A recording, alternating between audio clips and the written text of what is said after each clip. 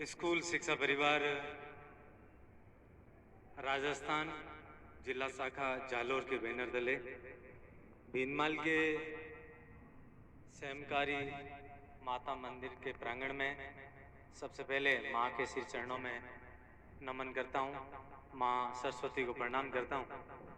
मंच पे विराजे स्कूल शिक्षा परिवार के प्रदेश अध्यक्ष, समारोह के मुख्य अतिथि बड़े भाई अनिल जी शर्मा साहब, उनके साथ पधारे जयपुर सहित राजस्थान के विभिन्न जिलों से परिवार के पदाधिकारी, मंच पर भाजपा और कांग्रेस दोनों पार्टियों के नेतागण, अधिकारीगण, विभिन्न पाठशालाओं से पधारे सारे डायरेक्टर्स, प्रिंसिपल सर, पत्रकार भाइयों बहनों, आप सभी का अभिनंदन करता हूं। आज स्वागत के इस कार्यक्रम में सभी को संबोधन के दौरान ये कहा कि प्राइवेट स्कूल के हमारे संचालक स्कूल संचालक के साथ साथ राजनीति के विभिन्न पदों पर भी है, कोई प्रधान बने, कोई और किसी पद पर, ये बड़ी प्रसन्नता है। और मैं समझता हूं कि केवल जनप्रतिनिधि नहीं बनाए, कोरोना के 2 साल के इस काल ने कईयों को ठेकेदार बना दिया, कईयों को स्कूल के ट्रैक से बाहर किया, कई बेचारे बहुत ज्यादा चपेट में जिन्होंने आर्थिक नुकसान को झेला, हमारे साथी उन्होंने फील्ड को भी छोड़ दिया। लेकिन कुदरत का करिश्मा है, झेलना ही है। 2 साल के इस गतिरोध वाले अंतराल के बाद आज जिला स्तरीय सम्मेलन में आप सभी साथियों से रूबरू होने का जो अवसर मिला, बड़ी प्रसन्नता जाहिर हुई। विद्यालय, स्कूल, जहां से भावी जीवन की पीढ़ियां ढलती है, बहुत बड़ी जिम्मेदारी हमारे पास में है। इसलिए मैं समझता हूं कि हमारे पास चाहे राजनीति के कितने सारे पद हो या और किसी संगठनों के पद हो, लेकिन प्रथमतः और अंततः हम शिक्षक है, इस बात का सबसे बड़ा गर्व और गौरव है। स्कूल चाहे सरकार की हो चाहे निजी फील्ड की हो, सरकारी स्कूलों के सम्मेलन में भी जाने का अवसर मिलता है और ये हमारा परिवार है, यहाँ तो आते ही रहते हैं। सिर्फ व्यवस्थाओं का फर्क है, काम एक ही है, सिस्टम एक ही है। व्यवस्थाएं सरकारी तंत्र उनके हाथ है, व्यवस्थाएं हम सबको बनानी होती है। अनिल शर्मा जी, बस चिंता और चैलेंज यही है कि व्यवस्थाएं जब हमारे हाथ होती है ना, तो सरकार आंख दिखाती है, और सरकार की खुद की व्यवस्था होती है तो सरकार पल्ले झाड़ देती है। बस इस फर्क को ही समझना है, और जरूरत पड़े तो इस फर्क को विरोध में हम लोगों को संघर्ष करना है। ये समय की भी मांग है।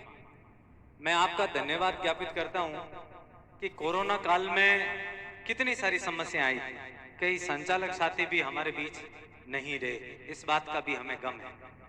आपने जयपुर रहते हुए स्कूलों के हितों की पूरी पैरोकारी की, और मैं ये समझता हूं कि सरकार ने हमारे प्राइवेट स्कूल के प्रेशर में एक आयोग बजट में भी घोषणा की। इससे बढ़िया खुशी हम सबके लिए कुछ नहीं हो सकती।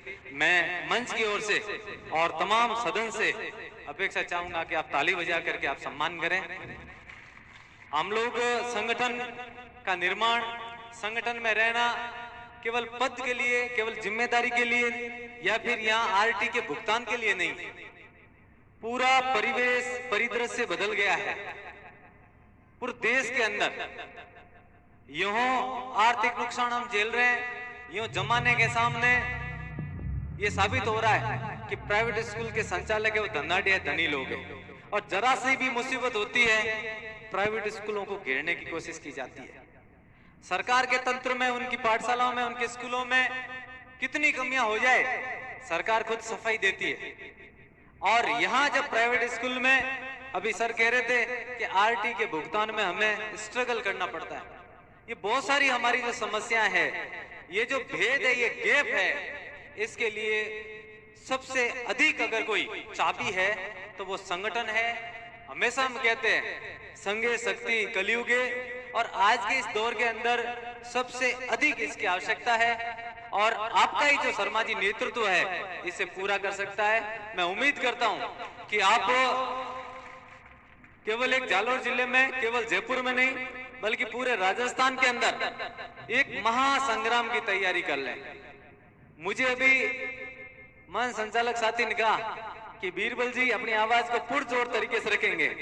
हम लोग भी थोड़े थोड़े राजनीति से जुड़े हुए हैं। जब विपक्ष में थे पता नहीं आवाज जोर से निकलती थी, अब सत्ता में आ गए तो वॉल्यूम धीरे हो जाता है। ये एक दुर्भाग्य है, विडंबना है कि जब सत्ता में होते हैं राजनेताओं के लिए, सरवण सिंह जी रेल बैठे हैं, जब कोई व्यवस्था सत्ता में होती है तो बोलते हमारे पास टाइम नहीं है, और जब सत्ता से बाहर किया जाता है तो पावर नहीं है।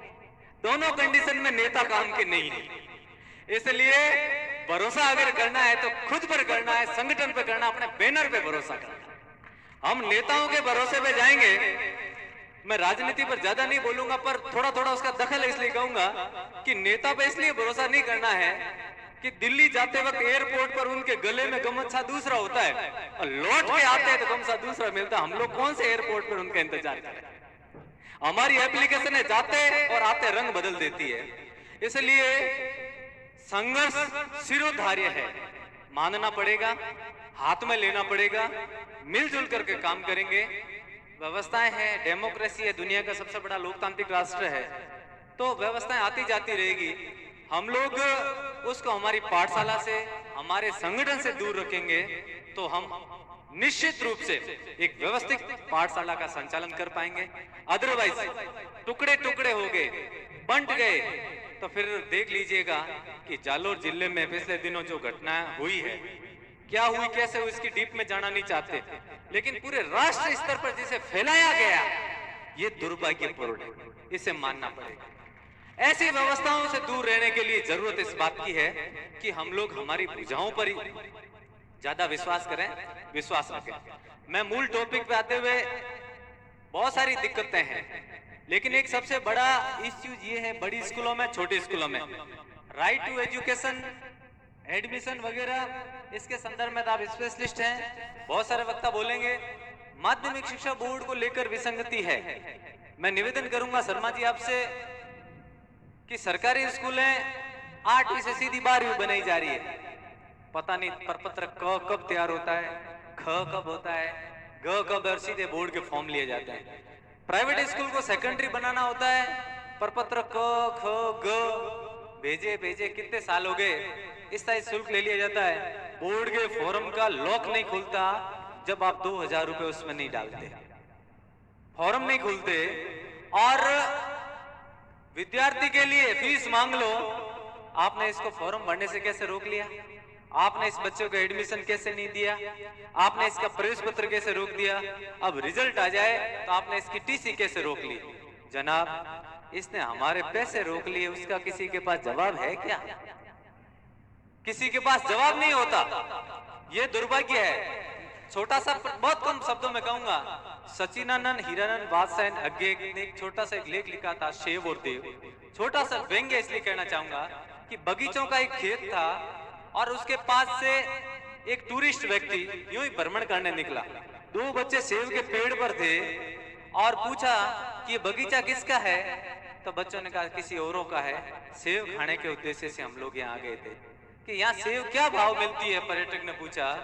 बच्चों ने कहा साहब रुपए की 4 किलो। जहाँ रुपए की 4 किलो सेब मिलती है और आप लोग चोरी करने के उद्देश्य से बाग में घुस गए। बच्चों को डांटा फटकारा, बच्चे बेचारे पेड़ से नीचे उतरे, साहब आगे निकल गए। गांव में भगवान कृष्ण का एक मंदिर था, पहाड़ी पर गए, वहां यदा कदा कोई लोग जाते होंगे, छोटा गांव था, छोटी पहाड़ी, छोटा मंदिर, वहां गए, देखा इधर एक मूर्ति पड़ी भगवान की, कि यार यहाँ कोई आता नहीं चढ़ावा चढ़ाने के लिए, तो क्या करे, इसको उठा लेते हैं। लेके आ गए वापस, उसी रास्ते से आए, बगीचे में वही सेब का पेड़, वही बच्चे वापस चढ़े हुए मिल गए। पूछा गया कि जाते तो मैं फटकारा, फिर भी आप लोग वापस आते वही हरकत। बच्चे बोले कि साहब क्या करे, मन हो गया था, ये ले ली सेब खाने की। तो फिर डांटा तो बच्चे ने कहा कि सर अगर नहीं मारते हो तो एक बात बताऊं कि हमने तो सिर्फ सेब की चोरी की है और आप तो देव के देव उठा के ले आए। प्राइवेट स्कूल के संचालक सेब का गुनाह करता है और सरकार देव का देव उठा लेती है और उसके सामने हमारी आवाज नहीं उठती है, तब समझता हूं कि संघ से बड़ी कोई ताकत नहीं हो सकती। और हमेशा चाहे वो कहां हो रहा है, जिले में कि प्रदेश में, कौन करवा रहा है, इसकी परवाह नहीं करेंगे और संघ और संगठन में विश्वास करेंगे तो ऐसी बातों का जवाब हमेशा मिलता रहेगा। साथियों, हम लोग सांचौर से हैं, जहां ये कोई बड़ाई की बात नहीं है, लेकिन जिले भर की राजनीति हावी वहां रहती है, इसलिए थोड़ी मुश्किलें कम है। मतलब साफ बोलूंगा, मुश्किलें कम है। लेकिन मैं जब ग्रुप में देखता हूँ आहोर, जसवंतपुरा या आसपास के, बोलते हैं ब्लॉक शिक्षा अधिकारी ने पेमेंट रोक लिया, परेशान कर रहे हैं, बदले में जवाब नहीं मिलता है। पिछले 2 सालों में इतनी मुसीबतें हमारी हुई थी और अनिल शर्मा जी हमेशा उससे संघर्ष करते।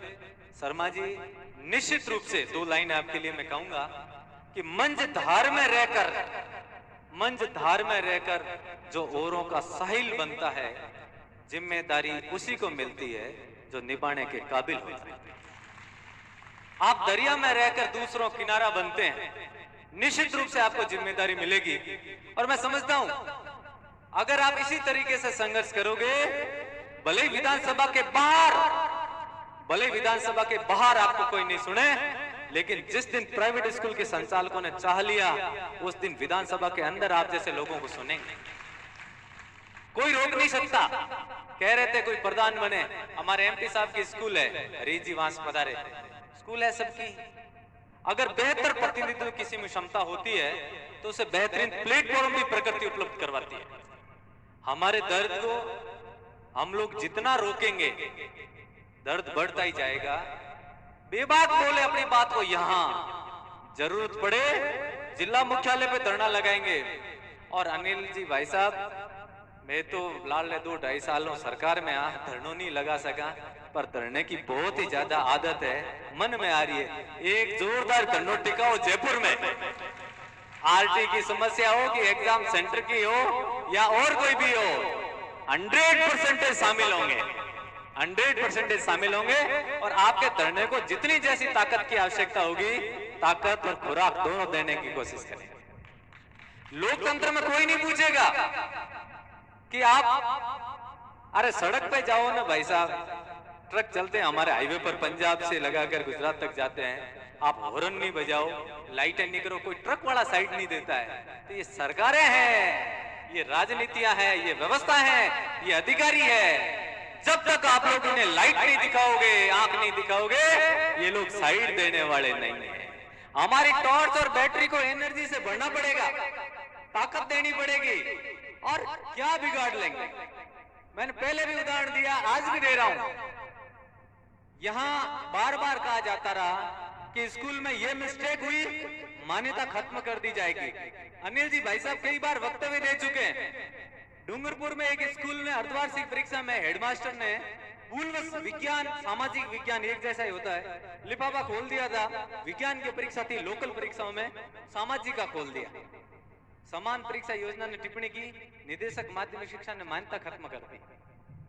स्कूल वाले हाईकोर्ट में गए, उन्होंने कहा तो हाईकोर्ट ने जवाब दिया और निर्णय दिया कि किसी भी रूप में व्यक्ति की गलती हो सकती है।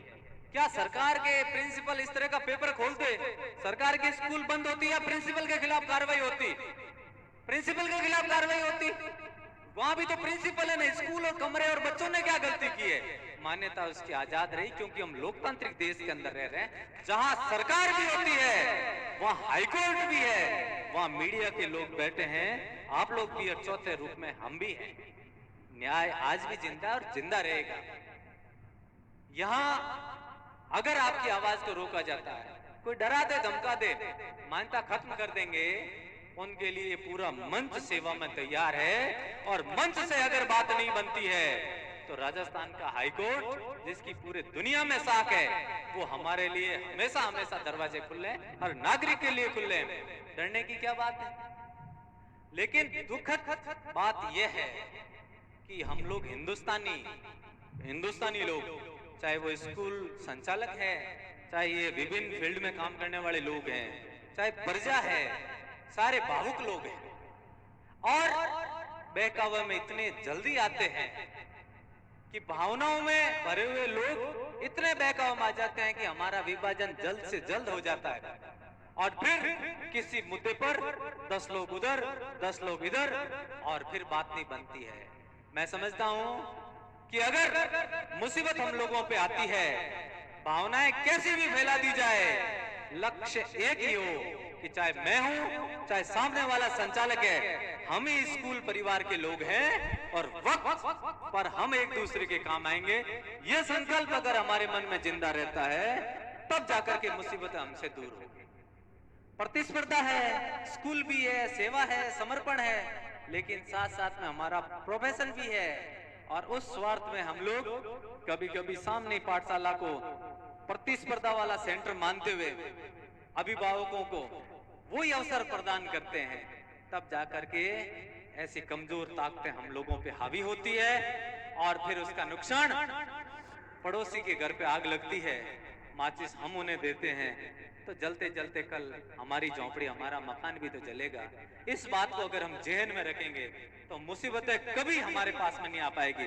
साथियों, लोकतंत्र के अंदर मैं हमेशा कहता हूं नामांकन, अगर सरकार राजस्थान की बात करे, भले कोरोना के कारण साल 2 साल के लिए बच्चे हमसे दूर चले गए हों, लेकिन वो वापस हमारे तक ही आ रहे हैं। लेकिन उससे पहले जो आंकड़ा आया था 45% स्टूडेंट्स हमारी स्कूलों में पढ़ते हैं, 55% सरकारी स्कूलों में पढ़ते हैं। लेकिन अभिभावक अगर सबसे ज्यादा कहना मानते हैं तो हमारे बच्चों का कहना ही तो मानते हैं। हुकूमत अगर अन्याय करेगी, कोई भी हुकूमत, चाहे यहाँ की वहां की, ये वो कोई भी हो, तो फिर सिर्फ बच्चों को तो कान में ही तो कहना है कि हुकूमत ही है, अपने बदल ही देनी। और अगर हुकूमत बदलने का सबसे अधिक अदृश्य अनसीन पावर कोई है तो वो प्राइवेट स्कूल का संचालक है। इतनी छिपी हुई एनर्जी अगर आप और हम लोगों में है तो फिर घबराने की कोई आवश्यकता नहीं है। बस अपने पावर सेंटर का इस्तेमाल करो और जो लोग आपके साथ न्याय नहीं करते हैं उन्हें बाहर का रास्ता दिखाओ। कोई नुकसान नहीं होने वाला है। जब तक हम पीड़ा को सहते जाएंगे, भुगतते जाएंगे तो फिर भुगतते ही जाओ। कोई आपका मन विचलित करने वाला, सुधारने वाला, डाइवर्ट करने वाला ना मिलेगा, ना मिला है। साथियों, छोटी छोटी बातें और भी है, वक्ता भी बोलेंगे अनिल जी। सरकार के स्कूलों में आरटी के नाम पर 8वीं तक के जो बच्चे हैं उन बच्चों को बिना टीसी के एडमिशन दे दिया जाता है। अब हमारे गार्जियन 2 बच्चे पढ़ते हैं, एक पढ़ के गया, हम देखते हैं 1 साल 2 साल की फीस एकटा हो जाती है।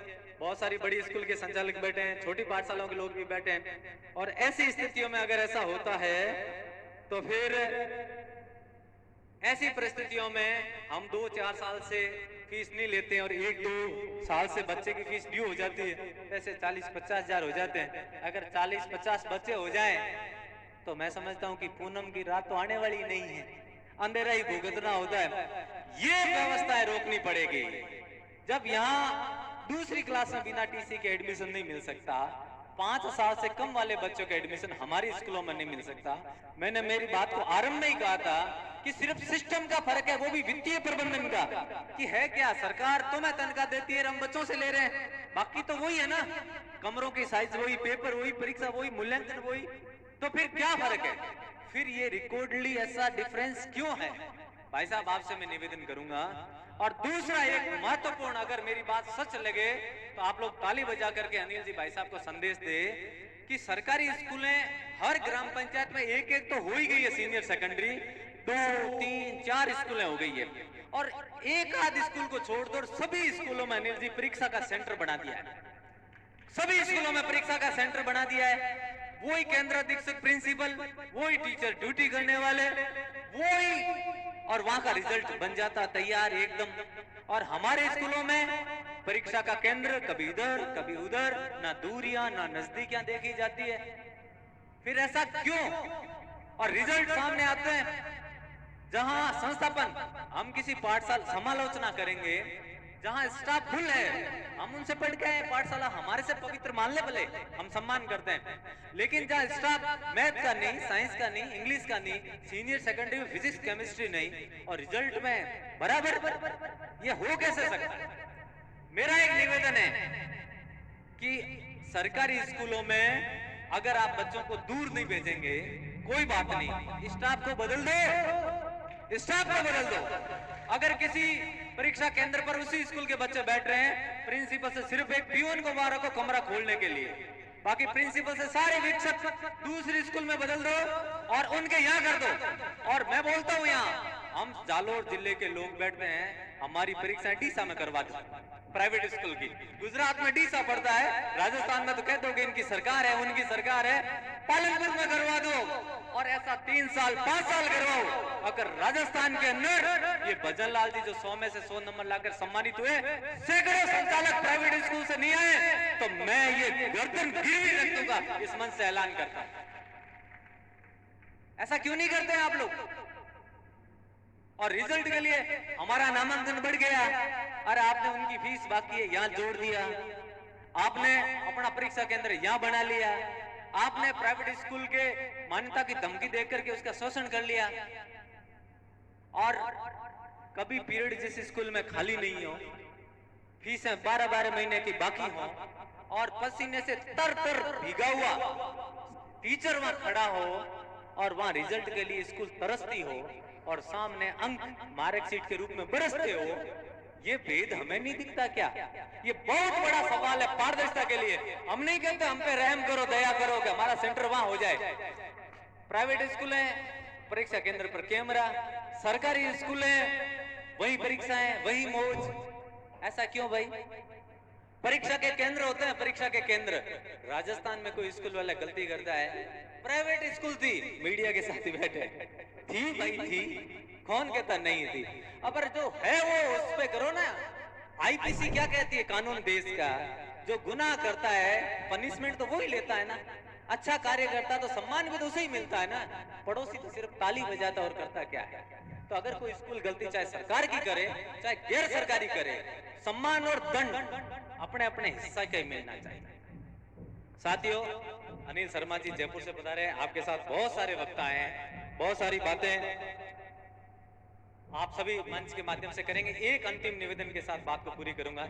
एक यूडाइस वाला अनिल जी शर्मा, यूडाइस में पूछा क्या जाता है, देखो बार बार भरवाई जाती है, पूछा ये जाता है कमरे कितने, टॉयलेट्स कितने। हमने पूछा एक अधिकारी जी को कि सरकारी स्कूलों में कमरे कम हैं, सर्व शिक्षा अभियान में बजट आता 3 कमरे, हमसे तो आप 20 साल से लिखा रहे, कोई कमरा नहीं, कोई ईंट नहीं, चूने नहीं, कोई सरिया नहीं, बार बार क्यों भरवाते हो भाई? हमसे क्या लेना देना?